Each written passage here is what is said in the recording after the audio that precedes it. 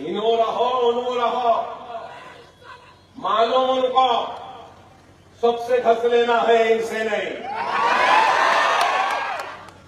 मजलिस असद ओवैसी साहब, ओवैसी ब्रदर, जो हुकूमत में आया उसके करीब हो जाते, जो चीफ मिनिस्टर आया करीब हो जाते, उनमें ना लोग कई लोगों में होगा ना। अरे भाई, बोलने वालों से मेरा सवाल है, जो चीफ मिनिस्टर आया उससे हम करीब हो जाते बोलो। कभी ये भी तो सोचो कि जो चीफ मिनिस्टर आ रहा वो हमारे करीब क्यों होना चाहिए? सही है ना? क्यों हो रहा?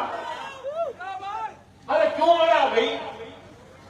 इसलिए कि यहां ताकत है, यहां अज़्म है, यहां हौसला है, यहां जुनून है, यहां अपने पे होता है।